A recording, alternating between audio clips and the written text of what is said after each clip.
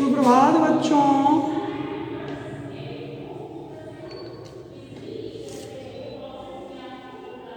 पुनः आज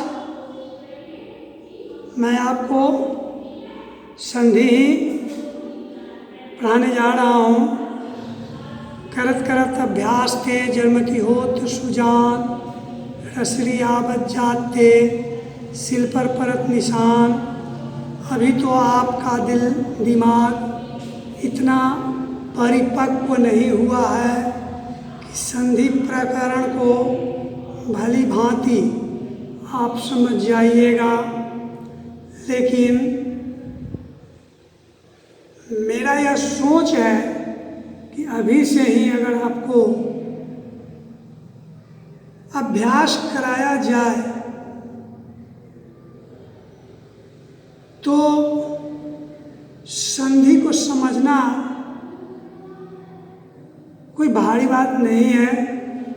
मान लीजिए पूर्ण रूप से आप 5 क्लास में नहीं समझ सके, 6 में तो समझना ही समझना है, क्योंकि इसमें कोई वैसी रूल रेगुलेशन है नहीं, कोई ऐसा कठिन प्रश्न है नहीं, समझने का फेरा है।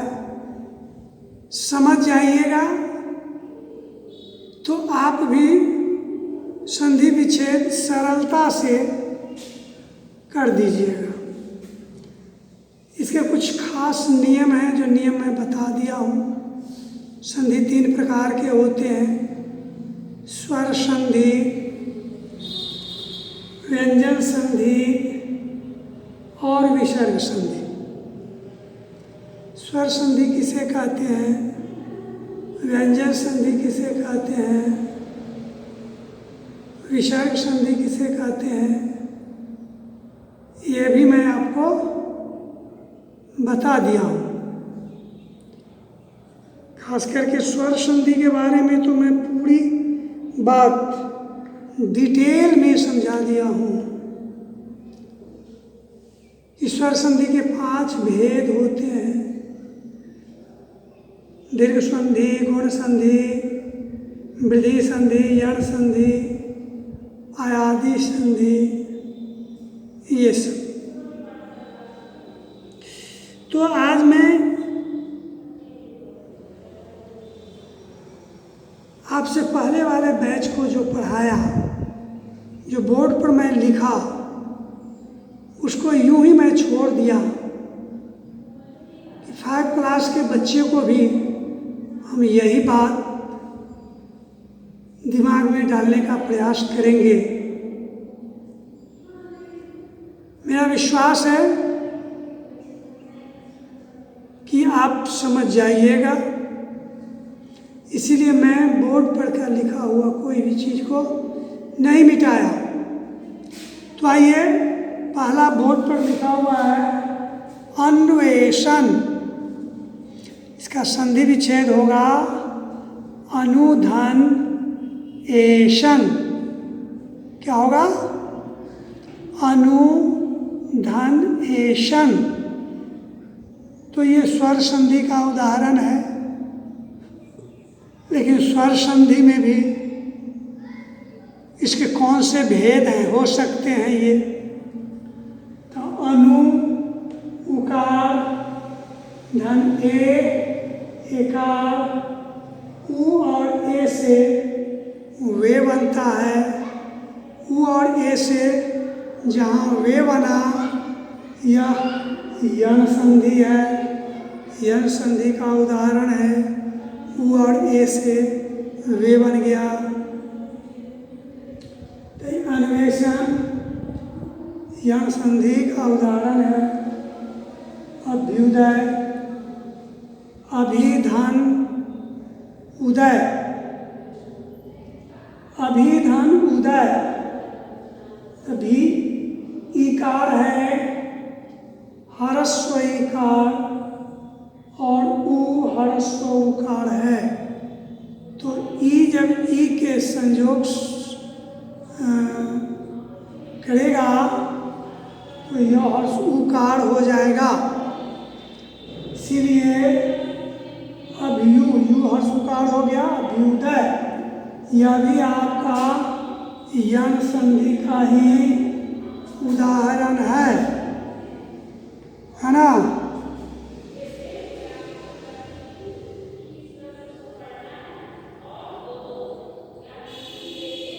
तो ये दोनों यन संधि का उदाहरण है। तीसरा मैं लिखा हूं इत्यादि, इसका संधि विच्छेद कीजिएगा। इति धन आदि, इति धन आदि इत्यादि। तो इसमें इकार हो गया और इसमें आकार हो गया। तो इकार और आकार से या बन गया। यह भी यम संधि का ही उदाहरण है स्वर संधि, लेकिन स्वर संधि में यम संधि का उदाहरण है। उपेक्षा, उप धन इच्छा, उप धन इच्छा, उपेक्षा। तो इसमें अ और ई वर्णों की संधि हुई है, इसलिए ए हुआ। और ई दीर्घ ई की संधि हुई है, ए हुआ। ये हो गया गुण संधि, क्योंकि यहाँ फॉर्मूला के अनुसार हम बोलते हैं और दीर्घ ई मिलकर के ए हो गया। ये गुण संधि का उदाहरण है। करुणामृत, करुणा या करुण धन अमृत, क्योंकि आ और अ से भी आ ही बनेगा, अ और अ से भी आ ही बनेगा, आ और आ से भी आ ही बनेगा। करुण या करुणा धन अमृत, ये आपका दीर्घ संधि हुआ। इसके अनुसार ग्रामोद्धार, ग्राम धन उद्धार, मो में ओ आया, उद्धार में उ आया, ओ और उ से ओ हुआ, ग्रामो ओ हो गया। टीका धन एक, टीका आ धन ए आई हो गया। आ धन आई से आई हो गया। अ धन आई से भी आई हो जाएगा। आ धन आई से भी आई हो जाएगा।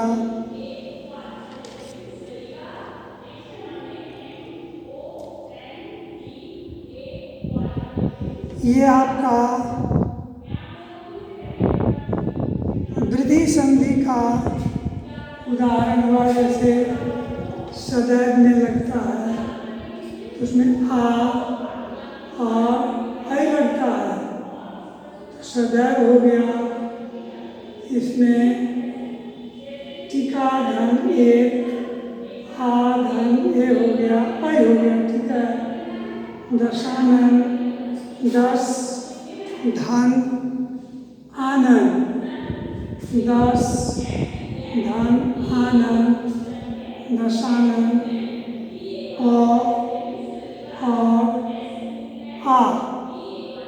और धन आ से आ हो गया और ये हो गया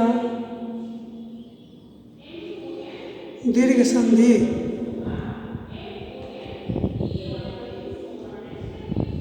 ये दीर्घ संधि का उदाहरण है। अब आइए यहाँ के बाद ये बदलेगा संधि। वागीश, वाक धन ईश, वाक धन ईश होगा अव्यंजन है, चूँकि यह आधे है और इसमें स्वर है लगा हुआ, तो जब व्यंजन से स्वर या व्यंजन की संधि होती है तो उसे व्यंजन संधि कहते हैं। तो यहाँ ये व्यंजन संधि हुआ। लेकिन आप हमसे पूछ सकते हो कि यहाँ गी है और यहाँ क है, यहाँ ई है, यहाँ गी कैसे हो गया? तो हम बतलाए थे कल भी आप लोगों को कि व्यंजन संधि के कुछ खास नियम हैं, जिस नियम को आप स्वयं भी पढ़ के और समझ सकते हैं। तो इसका जब हम संधि विच्छेद करेंगे तो ग किसी भी वर्ग का तीसरा वर्ण है। क ख ग तीसरा वर्ण है, तो संधि विच्छेद करने पर यहाँ पहला वर्ण आ जाता है। ग किस वर्ग का है? क वर्ग का है, क हो जाएगा, इसलिए वाग धन ईश वागीश होगा। दूसरा है अजंत, तो च छ ज वर्ग का पहला वर्ण क्या होता है? च। तो यहाँ अच धन अंत, और जब ये अच धन अंत होगा, ये तीसरा वर्ण इसका आ जाएगा च छ ज, अच जोड़ अंत अजंत।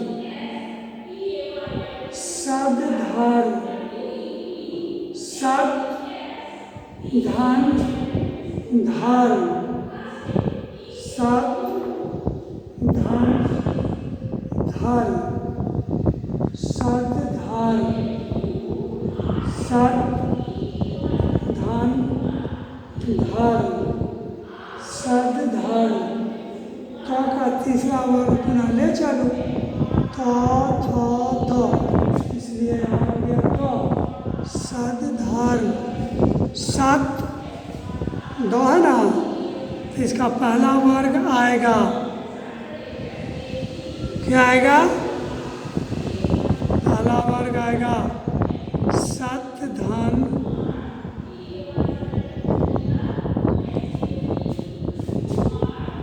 धर्म, सद धर्म होगा। उसके बाद सत्य दर्शन, वर्ग का ग आएगा, तो ड आएगा, सट तो आया, जोड़ दर्शन, सत्य धन दर्शन, तो फिर ट उलट हो जाएगा, ठ ड, तीसरा वर्ण में आ जाएगा सट दर्शन। ये हो गया।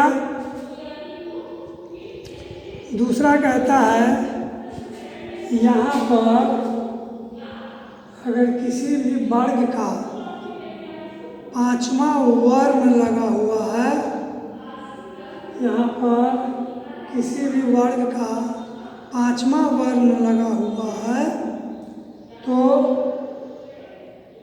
उसी वर्ग का आपको पांचवा वर्ण देना होगा, है ना।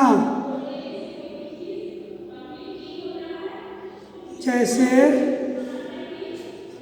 यहाँ पर नहीं, यहाँ पर पांचवा वर्ण लगा हो, जैसे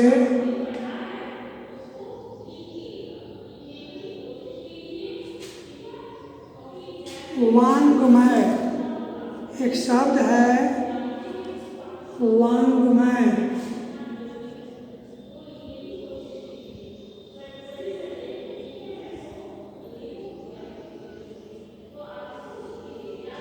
वांग्मय होता है, क्या होगा? वांग्मय, ये हो गया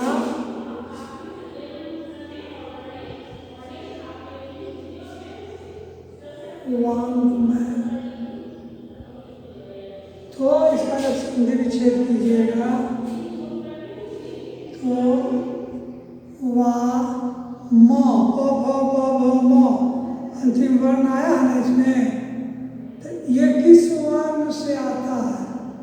क ख ग घ अंग, तो क वर्ण यहाँ आ जाएगा।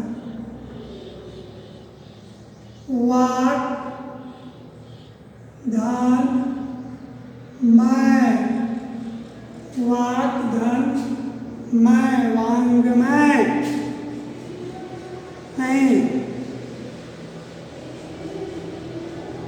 तन्मय, तन्मय,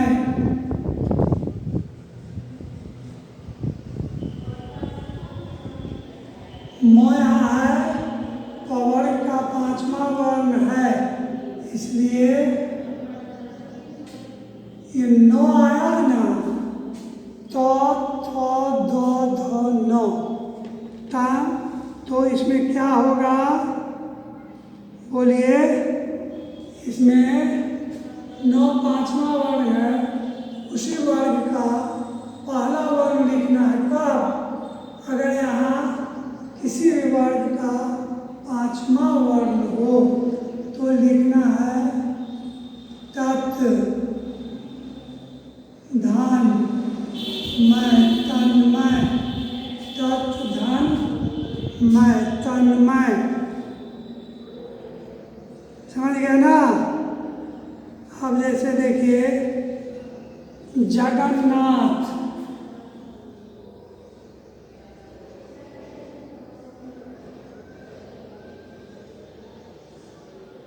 जगन्नाथ, इसका होगा तो थ द ध न, तो आ ही गया नाथ में, तो 5वां वर्ण तो आ ही गया है, तो यहाँ 9 को, किसका 9 5वां वर्ण है 9, उसका पहला वर्ण क्या है? तो जगत धन नाथ, जगन्नाथ, जगन्नाथ, जगत धननाथ, जगन्नाथ। ये हो गया दूसरा नियम। पहला नियम है कि यदि संधि विच्छेद के दौरान यहाँ पे कवर्ग चवर्ग तवर्ग टवर्ग पवर्ग रहे और इधर तो प्रायः स्वर ही रहता है, लेकिन अगर व्यंजन भी रहे तो इधर वाला जो वर्ग है उसका तीसरा वर्ण लिखा जाता है।